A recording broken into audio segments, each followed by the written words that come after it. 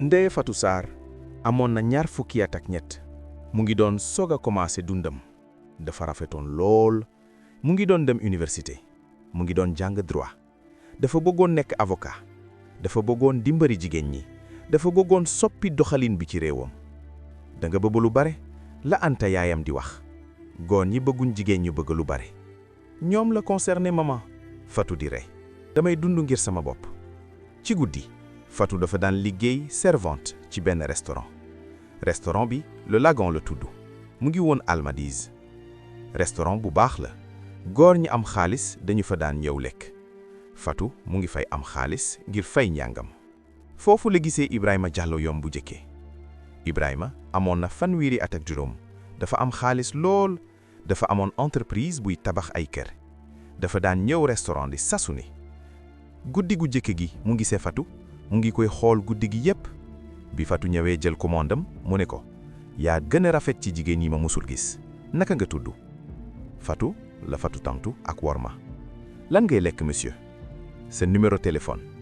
Fatou re min na góor ñi dañu koy laaj numéro sasu ne ma ngi fii ngir jël sa commande lekk du ngir joxe sama numéro. xaritu Ibrahima yi ree nañ moom reewul minul ñi ne ko déedéet. dama sérieux jox ma sa numéro dinaa la yóbbu restaurant yu neex dinaa la jëndal lépp loo bëgg. déedéet jërëjëf monsieur bëgguma léegi lan ngay lekk. Ibrahima commandé na waaye guddi gi yépp mu ngi xool Fatou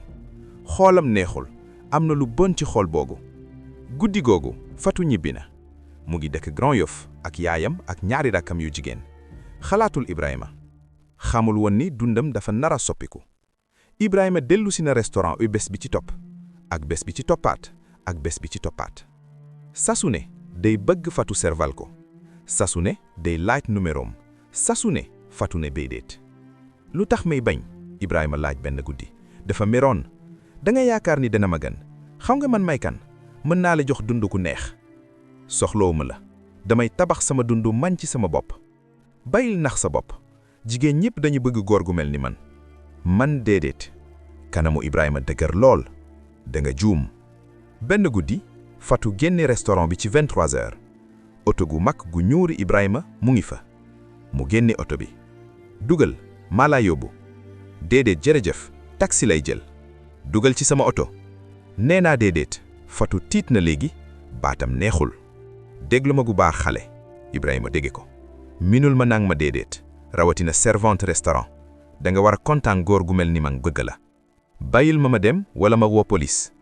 Ibrahima re police xam nga ñaata policier la xam woo leen dinañu xool kan nga ñuy gëm. mu yéeg ci oto bi dem waaye Fatou xam na ni jeexul. mu wax patron monsieur Diop. benn client bàyyiwuma Ibrahima Diallo bëggul nangu sama déedéet. monsieur Diop def kanam gu yéeme.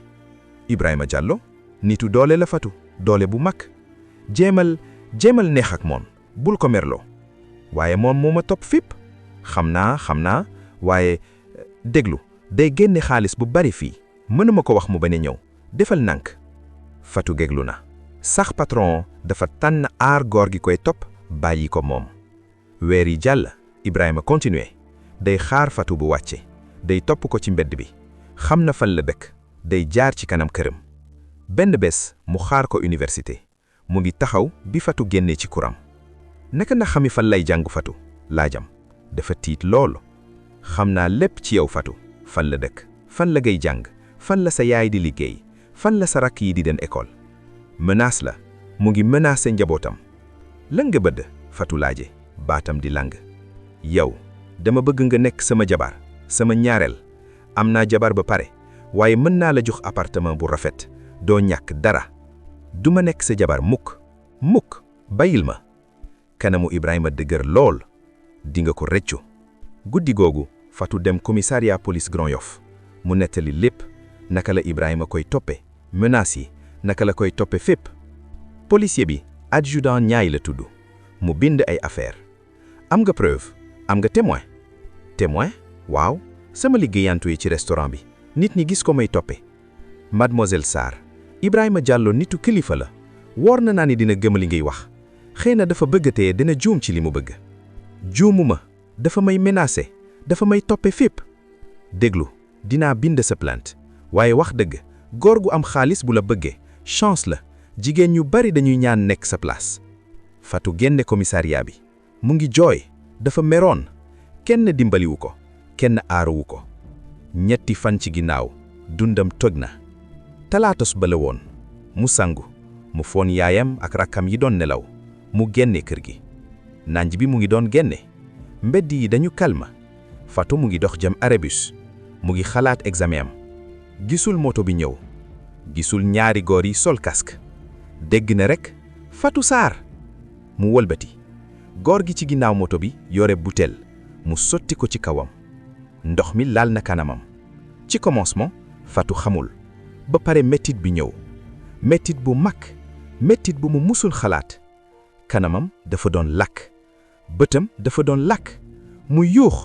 yuux bu dagg silence suba gi yuux mettit bu pur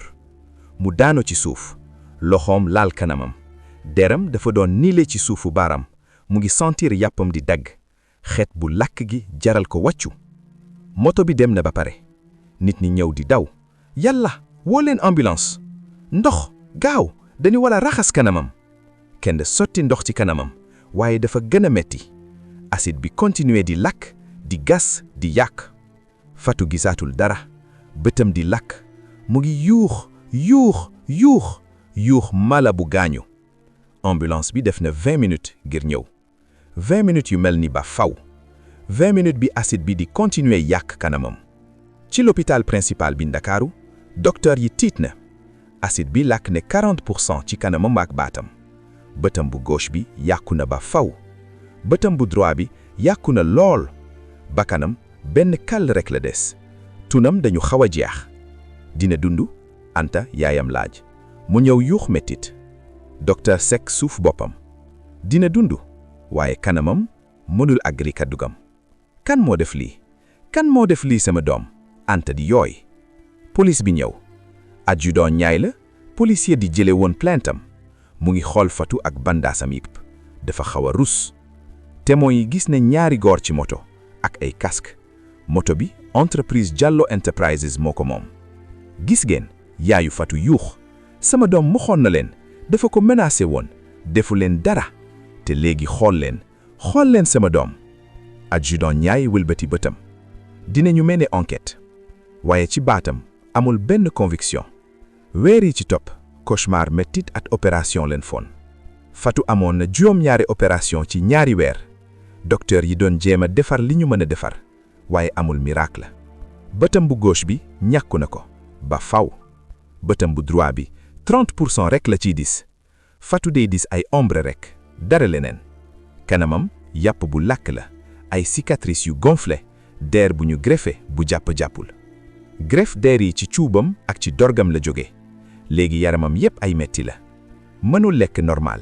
gémmiñam dafa yàqu dafa war a naan lekkam ci paay. mënul nooyi normal bakkanam dafa yàqu docteur yi def nañ kàll ci kàddu gi ngir mu mën a nooyi. saa suñu soppi pansement yi day yuux mettit. infirmière Kumba day jooy bi guy def. baal ma Fatou baal ma xam naa ni dafa metti. guddi Fatou du nelaw day dunduwaat attaque bi ay yooni yoon. coowu moto bi baat bi yuux turam ndox mi ci kananam mettit bi sasu ne mettit bi. benn bés ñu indil ko miroir. Fatou moo ko laaj dama bëgg ngi sama bopp. yaayam bañ déedéet sama doom paregul. waaye Fatou insisté. ci mujj gi docteur Seck nangu. am na droit xam. bi Fatou xoolee boppam ci miroir bi at bëtam bu dul gis bu baax xambiwul boppam. monstre bi ci miroir bi mënul nekk moom. kanam gi dafa xonk ak wees ay kàll yu xonk ay cicatrices yu gonflé amul bët bu gauche benn kàll bu tëju rek. bëtam bu droit bi xaw a tëju. amul bakkan ñaari kàll rek la des. amul tun benn trait bu séew rek la des. du kanam masque horreur la. Fatou bàyyi miroir bi mu daanu jooyul sax amatul rangooy vide bu mag rek la. dama bëgg a dee la wax simple. déedéet la yaayam lëkkal. déedéet sama doom di nga dund da nga am doole. ngir lan xool ma monstre la dunduma jeex na. dunduma jeexul waaye Fatou xam na dëgg gi. dunduma gi ma xamoon jeex na. njàngam mënul nekk mënul jàng mënul bind mënul dara liggéeyam kan moo bëgg servante bu am kanam gi bëggeel kan moo koy bëgg ak kanam gi doom naka lay xoole doomam ak kanam gi guy téetal leen nekk na prisonnier ci yaramam bu yàqo. ci waxtu woowu fan la Ibrahima Diallo nekk enquête police bi caaxaan la woon Ibrahima Diallo ñu woo ko commissariat ñetti fan ci ginnaaw attaque bi mu ñëw ak avocat am maître Guèye avocat bu cher te siiw Ndakaaru monsieur Diallo moto bu bokk ci sa entreprise lañu utiliser ngir attaque mademoiselle Sarr Ibrahima yëkkati ay épaulam am naa fukki moto ak juróom ci sama entreprise sama liggéeykat yi dañu leen di utiliser naka lay xamee lan lañ ciy def am nañu témoin yu la gis nga topp mademoiselle Sarr fépp juum la dama bëggoon xale bi dama ko bëggoon a dimbali dafa ma déggul dafa porter plainte contre yow ngir harcèlement ñetti fan ci ginnaaw attaque bi plainte bu amul benn fondement déglu commissaire Ibrahima jege xale bi droit lay jàng du dëgg dafa ambitieuse xëy na dafa ma bëggoon a piéger ngir am xaalis xëy na moom ci boppam moo def lii ngir tuuma ma commissaire Mbaye noyyi xam na ni loolu ay fen la waaye xam na tamit kan mooy Ibrahima Diallo góor gu am doole góor gu may xaalis policier yi góor gu ñu dul lal lu yomb monsieur Diallo fan nga nekkoon suba gi attaque bi amee sama kër sama jabar mën na seede jabaram seede na wax na ni Ibrahima mu ngi woon ak moom suba gi yépp fen la woon waaye kan moo koy weddi ñaari góor yi ci moto bi kenn gisu leen réer nañu la police wax moto bi ci boppam sàcc nañ ko ñaari fan ci ginnaaw attaque bi ci li papier entreprise bi wax témoin yi liggéey àndu fatu yi ci restaurant bi ñu gisoon Ibrahima di ko topp ci saa si fàtte nañu lépp wala dañu tiit wala dañu leen jox xaalis ngir ñu noppi plainte fatu ngir harcèlement reer na ci archive commissariat yi ci ñaari weer procureur bi annoncé amul preuve yu doy mënuñu accuser monsieur Diallo njabootu Sarr daanu na amul preuve yu doy yaayu fatu yuuxu sama doom waxoon na ni dafa ko menacé moto bi moom la dafa ko topp ay semaine lépp doyul madame ci yoon dañu soxla preuve directe dafa am xaalis loolu la da ngeen ko ragal procureur bi tontuwul noppiyam wax na lépp mbootaayu jigéen yi manifesté nañ justice ngir fatu lañu yuuxu ci mbeddi Ndakaaru journaliste yi bind nañu ay article ci internet yi ñépp ani wax ak hashtag justice pour Fatou waaye dara changé wul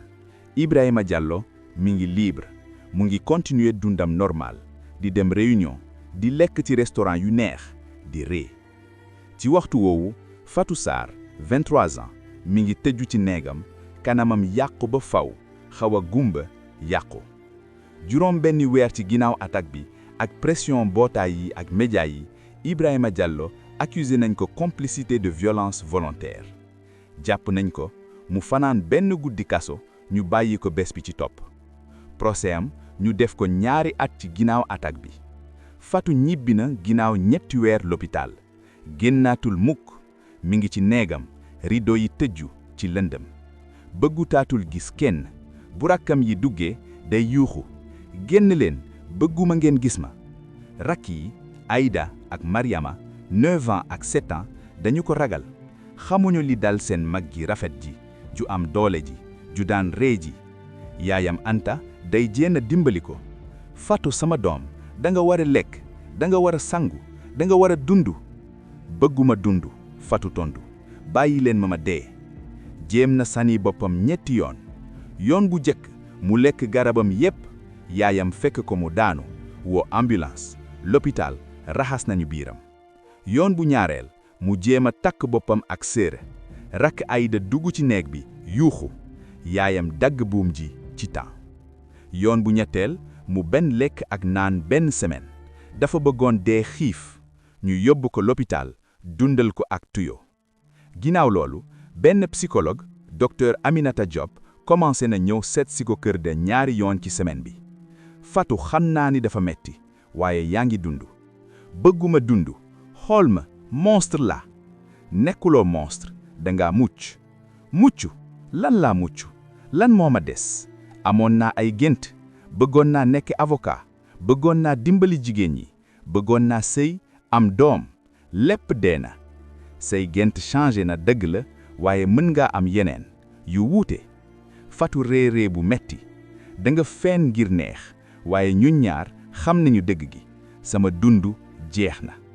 ci kondi nit ñi dañuy wax am nañu yërëm Fatou meskin xale bi am nañu soxor dafa def dara ngir yee lii am nañu tiit lan la ko defoon ba mu réagir nii saa su ne dañuy blâmer moom sax bu nekkee victime nit ñi dañuy wut pexe ngir jàpp ko xaritam yi ci université ñëw nañu seet si ko benn yoon jooy nañu bi nu ko gisee ñu ne ñu ngi fii ngir yow waaye dellu si woon a mukk dafa metti woon metti lool ngir xool am nañu seeni dund Fatou mi ngi moom kenn ku ñàkk guddi yi ñoo gënoon a bon day nelaw 2 wala 3 waxtu rekk ak garab yi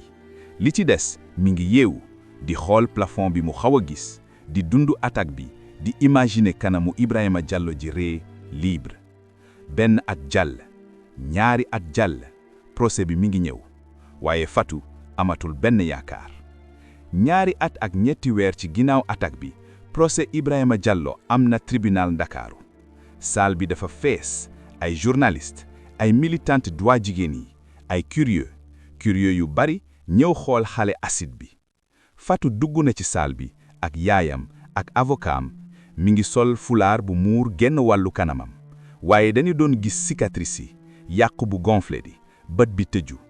nit ñi ngi ko xool am nañu wëlbati seen bët am nañu jël photo ci làq ngir tasaare ko internet yi Fatou mi ngi dox boppam kaw dafa décidé woon ñëw ngir xool Ibrahima Diallo ci kanam ngir won ko li mu ko def Ibrahima ñëw na ak costume bu rafet di ree mel na ni ku nar a lekk du ku nar a dem procès ngir jéem a rey nit procès bi 3 fan la def maître Khadim Mbaye présenté dossier bi harcèlement bi menaces yi plainte bi nu ignoré moto entreprise Ibrahima bi témoins yi mu woo Fatou mu seede Fatou nettali lépp baatam ji lërg waaye mu muñ mu nettali naka la Ibrahima ko topp ay semaine naka la ko menacé naka la police deful dara naka la 3 fan ci ginnaaw plainte bi 2 góor ci moto sotti ko acide ci kanamam te tey xoolaleen ma la wax dindi fulaaram silence bu dee daanu ci salle bi sax juge di wëlbati bëtam lii moo nekk li may am soo nee déedéet góor gu am doole lii mooy prix bi sama kanam sama bët sama dundu journaliste yi ni ngi bind militante yi di jooy yaayam di jooy Ibrahima moom mi ngi xool feneen mel na ni ku yàgg ba pare turu défense la maître Guèye avocat Ibrahima Diog costume parfait baat bu ñaawlu affaire bi émotion rek la du fait waaw lii dal mademoiselle Sarr dafa ñaaw waaye fan la preuve ni client bi moo responsable moto bi benn militante yuuxu ci salle bi juge bi door martoom silence maître Guèye continuer moto bi entreprise monsieur Diallo la dëgg la waaye déclaré nañ ñu dañu ko sàccoon sama fukki liggéeykat ak juróom am nañu accès ci moto bi képp ci ñoom mën na def crime bi harcèlement bi beneen baat yuuxu harcèlement bi ñu wax maître Guèye corrigé ci seede mademoiselle Sarr rek la tegu jigéen ju ambitieuse jigéen ju doon liggéey servante waaye bëggoon nekk avocat mënul nekk ni dafa gis ci monsieur Diallo benn opportunité te bi mu bañee dimbali ko mu yuuxu harcèlement fen la Fatou yuuxu silence juge bi door martowam maître Guèye ree xam na ni mu li gaañe te tamit xalaat leen monsieur Diallo nitu kilifa la marié borom jaboot lu tax mu war a risquer lépp ngir benn servante amul sens ndax dafa ne déedéet maître Khadim Mbaye yuuxu ndax mënul mun ñu ne ko déedéet waaye lii bon am na ba pare dut bi dugg na Ibrahima seede na calme posé di fen ak facilité xamuma xale bi lu dul ci xool waaw daan naa dem restaurant bi mu doon liggéey waaw dafa rafetoon waaye musul ma ëppal man góor gu marié la gu ëm worma te bésu attaque bi fen de nekkoon sama kër ak sama jabar mën naa seede jabaram seede na fen na ni ñaari at ci ginnaaw verdict bi wàcc na benn semaine ci ginnaaw Ibrahima Diallo jàpp nañ la complicité indirecte de coups et blessures du tentative de meurtre du violence volontaire complicité indirecte dañu lay tëj juróom benni weer ak sursis juróom benni weer ak sursis loolu dafay tekki benn bés kaso du ko def dara sal bi tooj militant yi yuuxu Fatou daano yaayam yuuxu lii mooy justice juróom benni weer Ibrahima Diallo génn tribunal libre di ree ci kanamu caméra yi mu ne sant naa justice sénégalaise bi mi mu xame sama innocence Fatou moom mu génn ci buntu ginnaaw ngir moytu xool yi caméra yi question yi bés boobu mu xam du am justice mukk ngir moom ñetti at ci ginnaaw attaque bi Fatou Sarr am na 26 ans parewul mukk naka la mën a pare kanamam dafa yàqu bëtam xawe reer dundam yàqu waaye déwul benn bés docteur Aminata Diop psychologue bi ko doon topp depuis commencement wax ko Fatou xam naa benn mbootaay buy dimbali victime violence yi dañuy def réunion bëgg nga jéem ngir lan déglu yeneen jigéen nettali naka lañ leen yàkkee déedéet ngir nga xam ni nekkuloo yow kenn Fatou nangu ci mujj gi groupe bi dañuy dajaloo benn yoon ci semaine bi ci centre Médina am na fa Awa mi jëkkëram yàkke kanamam ak fer à réparation bu tàng ndax na fa lakk ceeb bi